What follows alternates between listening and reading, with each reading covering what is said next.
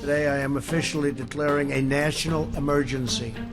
The declaration invoked by President Trump allowed by law only when the life of the nation is threatened, opening the door for federal aid to states. We know that social distancing works, keeping people separated from one another. The World Health Organization urging countries to act quickly and aggressively to test for coronavirus. We're behind on testing. We have to come up to speed quickly. We have to get more laboratories in. Schools across the country and right here in the Brooklyn Diocese are closing, and Bishop DiMarzio says it's okay not to go to Mass until further notice.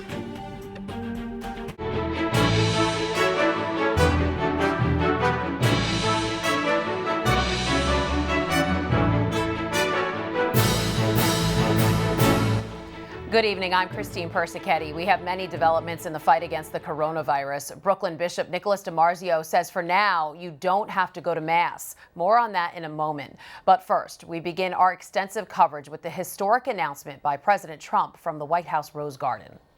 To unleash the full power of the federal government in this effort today, I am officially declaring a national emergency. Two very big words. The action I am taking will open up access to up to $50 billion of very important and a large amount of money for states and territories and localities in our shared fight against this disease. In furtherance of the order, I'm urging every state to set up emergency operation centers effective immediately. I'm also asking every hospital in this country to activate its emergency preparedness plan so that they can meet the needs of Americans everywhere. The president also says he is giving Health and Human Services Secretary Alex Azar broad new authority, allowing various laws and regulations related to hospitals to be waived. This comes as reported cases of COVID-19 are skyrocketing in the United States. There are at least 1,872 positive cases with at least 41 deaths attributed to the disease so far. Meanwhile, Wall Street reacting positively to the emergency declaration. The Dow closed with a gain of 1,900 points. And because of the coronavirus threat, you don't have to go to church on Sunday. Bishop Nicholas DiMarzio has dispensed the faithful from the obligation to attend Sunday Mass until further notice. Mass will still be held, but the diocese wants you to know if you don't attend, you can still celebrate the Eucharist here on Net TV. Here's the Mass schedule. Saturday at 6 p.m. from Immaculate Conception Church in Jamaica. Sunday at 11 a.m. from St. James Cathedral in downtown Brooklyn, and Sunday at 1:30 p.m. you can watch a Spanish Mass from Co-Cathedral of St. Joseph in Prospect Heights. One more note, you can tune in online at netny.tv. The Brooklyn Diocese is also closing its schools next week and moving to online learning. Schools throughout the Brooklyn Diocese are shutting down next week so the buildings can be cleaned and sanitized. Most students will have access to online learning. Just yesterday, Our Lady Queen of Martyrs Catholic Academy in Forest Hills and American Martyrs Church in Bayside were closed after it was discovered an individual with ties to both has a suspected case of the virus. Other schools in the city, including Success Academy charter schools, are also closing their doors for now. New York is made for this. Governor Andrew Cuomo was in New Rochelle this morning, where the state has implemented a containment zone because the suburb has the highest cluster of coronavirus cases in the country. The National Guard has been deployed to help. And the National Guard is not here to maintain a sort of perimeter, but rather to assist with operations and logistics, such as the delivery of meals to public school students, the distribution of supplies, cleaning public facilities. A drive-through COVID-19 testing center has been opened there for residents. Cuomo says the federal government is now going to let individual states regulate their own labs and authorize more testing. We do have a crisis in testing. We're not up to scale. You need to change that quickly and let the federal government turn that function over to the states. Meanwhile, anxious New Yorkers are clearing the shelves at stores, stocking up on anything and everything. Mayor Bill de Blasio says that's understandable, but not necessary. He's also squashing rumors of a subway shutdown and a citywide quarantine. Anxiety and fear is also one of the issues that we have to deal with on a continuing basis, and that's, I think, a responsibility of everybody, including the media, We have to deal with the issue, but we also have to deal with the issue of anxiety. And that anxiety led to rumors circulating online. Some were led to believe there could be a citywide quarantine and mass transit would be shut down. Well, the mayor and the governor squashed those rumors, but they say some New Yorkers seem to be taking their advice and avoiding the subway. Take a look at this picture. It was taken at the South Ferry subway station during the evening rush hour yesterday. The MTA says ridership is down nearly 19%. House Speaker Nancy Pelosi is confident the House will pass a coronavirus response bill negotiated with Treasury Secretary Steve Mnuchin. But Pelosi says Republican support is crucial to get the bill through both chambers. The U.S. Conference of Catholic Bishops is encouraging lawmakers to provide relief and aid to those affected by the outbreak. Nationwide, it's a new reality for Americans. Closures, travel restrictions, and a timeout for professional sports teams. As precautions against the outbreak multiply, so do the concerns about the virus. Our coverage continues now with Karen Kafa in Washington. Americans bracing for a very different kind of weekend. Sporting events canceled, Broadway dark, Disney theme parks closed as the number of confirmed coronavirus cases climbs. This is all about mitigating the spread to avoid the situation that we've seen in other countries. The District of Columbia plus Oregon, New Mexico, Maryland, Michigan, and Ohio among the first to announce statewide classroom closures. The experts tell us, look, 2 weeks is too late. Another week is too late. You got to try to slow this thing down early. At European airports like Paris's Charles de Gaulle, a scramble to get to the U.S. before new travel restrictions take effect at midnight. We tried to call the airlines, and that took hours to get a hold of them. And ultimately, they were able to change our flight to leave this morning. Travel from 26 countries on the continent will be limited to American citizens, some family members, and U.S. permanent residents. Meanwhile, there are escalating concerns and confusion over the availability and speed of testing for the virus. I'm running a fever and I have chest congestion, and nobody can test us here. Department of Health and Human Services says they're funding 2 labs developing tests that can detect the virus in about an hour. In Washington, Karen Kafa, Currents News. Pope Francis is praying for pastors. The pontiff's intention for Mass on Friday morning at the Vatican was for pastors, asking the Lord to give them strength and the ability to choose the best ways to help during this crisis. Francis reminded everyone that we're uniting ourselves to those who are sick and their families. Catholics in Rome once again have access to some parishes for private prayer. Less than a day after the diocese decided to close all churches to prevent the spread of the virus, the Vicar General now says he'll leave the decision up to parish priests. He says banning access to churches could create a sense of insecurity among Catholics during this time of crisis. A cardinal in Rome is stepping up after the Vatican closed down a charity because of the outbreak. Cardinal Konrad Krajewski, who heads up the Office of Papal Charities, has made his private phone number public. The office is officially in charge of helping the poor. Now, any requests for aid can go directly to the cardinal. Now to the situation in Nashville. In the days since tornadoes destroyed parts of the city and the surrounding area, there has been an amazing response from people wanting to help. Currents News' Emily Druby saw it firsthand and is here now with more of our exclusive coverage tonight. She showcases the youngest in the community and how they're dedicated to rebuilding. Emily. Christine, there was just devastation and destruction everywhere you turned in Nashville. It was a really heartbreaking sight, but at the same time, we saw some beautiful moments. One of them was how the community came together, people of all ages stepping up to help their neighbors. Patrick celebrates Mass from the pews, but one day he plans to celebrate from the altar. I play firefighters, policemen, and priestess. The 4-year-old plays and even dreams of being a priest. What do you do in that dream? I do a lot of stuff. Like what? Like the whole Mass. That's why when Patrick found out Nashville churches had been damaged by the tornadoes, he immediately stepped up to help. So our church gets fixed. Donating his hard-earned chore money to the recovery of the Church of the Assumption. I clean up the house and I pick up my toys. And it's not the first time he's generously helped the church. A gentleman sitting behind us gave him $5, and he chose to give it in the offering. While Patrick's one of the cuter stories to come from the recovery effort, he's definitely not alone. Amid all of this destruction, there's a really beautiful sight. Thousands of people from across Tennessee coming together to pitch in on their free time. We had armies of people out helping in addition to professional first responders. That's a really remarkable thing to see. Even Judy Orr, who sees volunteerism every day as Catholic Charities of Tennessee's executive director, was impressed by the amount of people who came out to help. Nobody's got a lot of free time, but it's awesome to see the community come together and help out in the time of need. Seth and his classmates from Belmont University spent the first few days of their spring break doing manual labor. And even those who couldn't lift found a way to get involved. We're handing out water and Gatorade. Tennessee really living up to its nickname, the volunteer state, and it's great to see how much work they've been able to get done in such a short amount of time because bad weather is threatening the area again. Notably, last night there was a severe weather and tornado watch. Christine? Yeah, it's really amazing to see. So how did it all work? Did people just show up, or did the nonprofit organize everything? It was kind of a combination of both. So you'd see people walking down the streets with the tools from their sheds trying to join in and help out. But you also had Hands on Nashville. It's a nonprofit.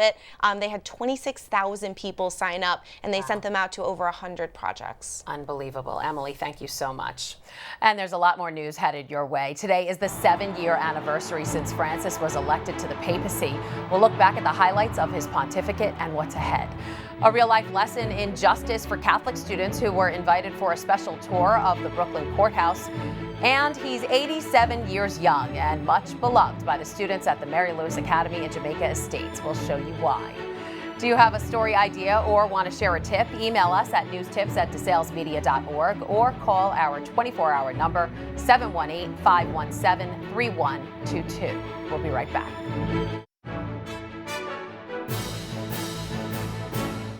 The Defense Department confirmed today that the U.S. carried out airstrikes against multiple Iranian-backed militia sites in Iraq. The strikes on Thursday came one day after U.S. officials said that an Iranian-backed group was behind a rocket attack on a base where coalition forces were located. 2 American service members and 1 British service member were killed. The U.K. government expressed support for the airstrikes. President Trump sent his congratulations to Pope Francis on the anniversary of his election as pontiff. In the letter dated March 13th, Trump wrote, "On behalf of the American people, I am honored to congratulate you upon the 7th anniversary of your election to the chair of St. Peter. Please accept my prayers and best wishes as you begin the 8th year of your pontificate." Francis and Trump met in May of 2017 when the president was in Rome during a trip to Italy. In Rome, Francis celebrated the Eucharist at Casa Santa Marta on this special day. A reception to mark the milestone had been canceled as a precaution because of the coronavirus. Currents News' Melissa Butts looks back now at the highlights of his pontificate. It's been 7 years with Pope Francis as the 265th successor of St. Peter. He was elected March 13, 2013, after Pope Benedict announced his resignation on February 28th. Annuncio vobis gaudium magnum, habemus papam.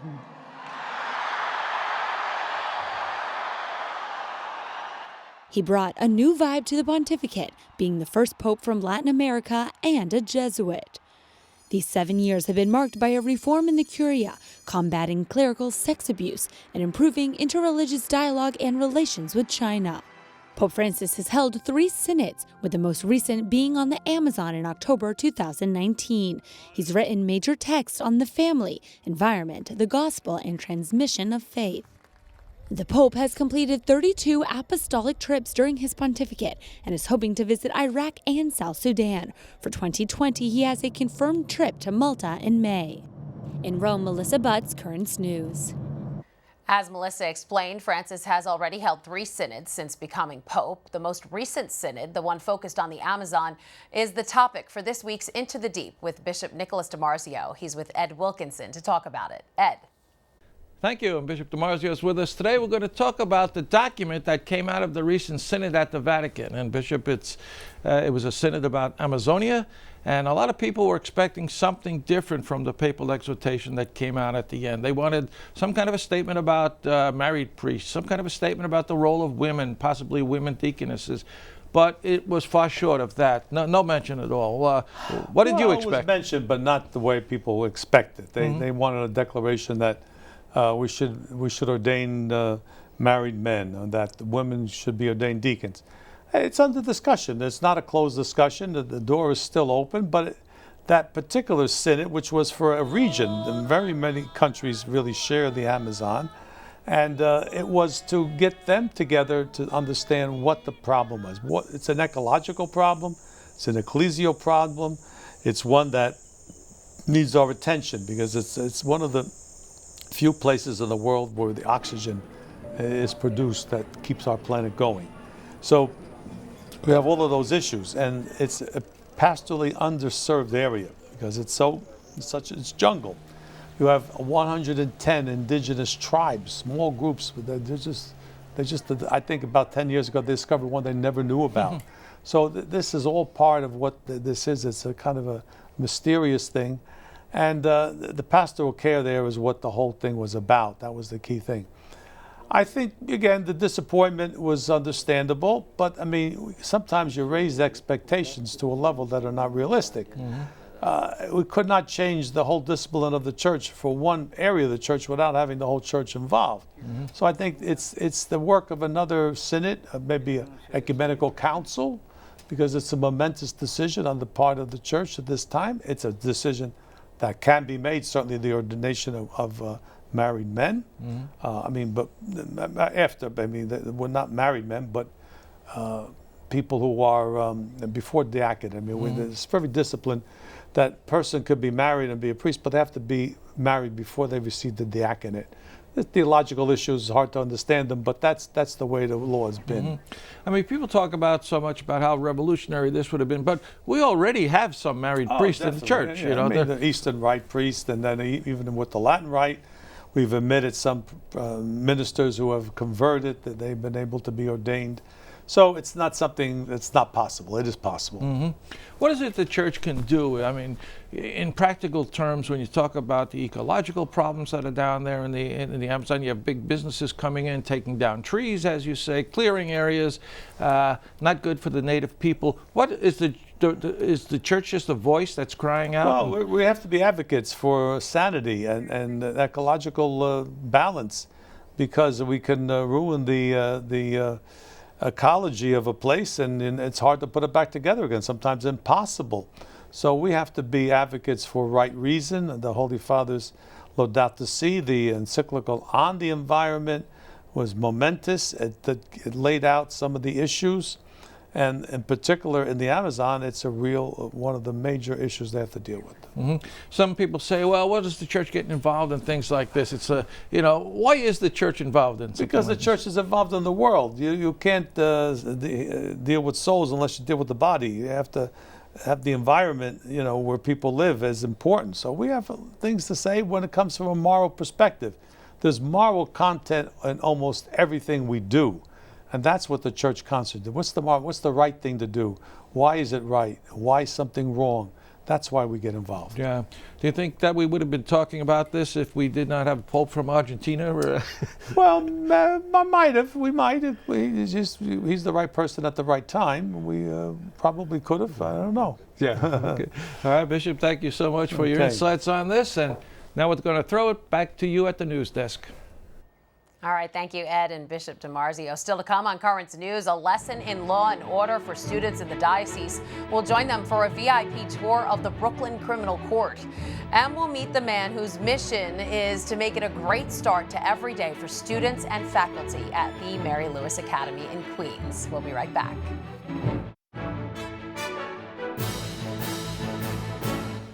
High schoolers in the Brooklyn Diocese had a first-hand lesson on how the court system works. Students attending Bay Ridge's Xaverian High School getting a VIP tour thanks to a top judge who knows the school well.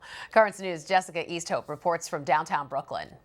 You feel like you're between a rock and a hard place. Yeah, exactly. I understand what you feel. When Judge Vincent Del Giudice steps onto the bench, he can be pretty tough. You understand? Yes. I'll see you back here May 15th. But his stern public persona is nowhere to be found when he talks about something close to his heart, his alma mater. My family made it important that I had to have a Catholic education, and instilled in me the value of education, and so did the Zavarian brothers. And for what you take, you have to give back. For Judge Del Giudice, giving back looks like this. Every year, he invites a group of seniors from Zavarian High School to get an inside look at what it's like to do his job. So I have to keep the playing field level. This year, the kids who were in a law class toured his chambers and watched him make rulings on some of the many murder cases he presides over, all part of a Catholic education that takes them far beyond the walls of a classroom.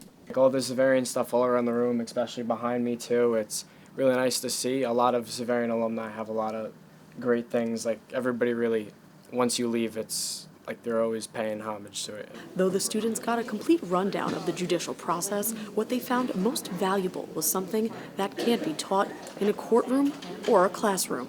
We do a lot of things like based on like community service and a lot of things based on like what's right and wrong for the religion aspect. So I feel like this plays into that really well. It's more of like a moral thing from his perspective. He's more of a person inside and he has to look through like the case himself. And it's Zavarian Judge Del Giudice credits for his balanced scales of justice. As a Catholic, all right, you use your moral compass in deciding issues. And that's what I try and instill in the students. In downtown Brooklyn, Jessica Easthope, Currents News. And finally tonight, students at the Mary Lewis Academy in Jamaica Estates can always count on two things when they come to school: a quality Catholic education and a friendly face to greet them. Currents News' Tim Harfman shows us how the simple words "good morning" can mean so much. Mornings can be hard for some people, but for this maintenance man, each one is a good morning. Meet John Cherry. Good morning, how are you? Good morning. Good morning. He's the gatekeeper, greeting students and faculty as they arrive at the Mary Lewis Academy in Queens. Even a rainy day doesn't stop Mr. Cherry from being a ray of sunshine. When he can tell something's wrong with us, he'll like pat us on the back and be like, cheer up, and it'll really just stick with me through the day. Not all of us are morning people, but he is always so enthusiastic. Enthusiastic at the age of 87. Morning! Morning! Did you know that he's 87 years old? No, I did not know he was 87, wow. You're 87 years old. You could be retired and be with your wife and your grandkids. Why are you still working? Because I want to. I've been working all my life. He started on a South Carolina farm and later moved to New York with stints at LaGuardia Airport and in the kitchen of the Marriott Hotel. Mr. Cherry thought he retired 2 decades ago, but the all-girls Catholic high school had a need, so he started pitching in. I thank God every day I can get up. I got the good Lord over there working over me. For his dedication, he received one of the Academy's highest honors, the Peacemaker Award. As long as you can be of service and wish to serve a community, that it's a lifelong endeavor. You know, service never ends, and I think that's a great inspiration for all of us. I'm happy, you know. Why? Everybody knows me. Morning, Mr. Cherry. He makes us feel so welcome, and he reminds us that there's a place for all of us here, and we definitely consider him part of the family. Hearing the students talk about you the way that they do, what does that mean to you? I feel like I've done my job. He plans on doing his job as long as possible, adding the cherry on top to a good morning. In Jamaica Estates, Queens, Tim Harfman, Currents News. That is Currents News. I'm Christine Persichetti. Thank you for joining us because we are putting your faith in the news. Hope to see you again next time.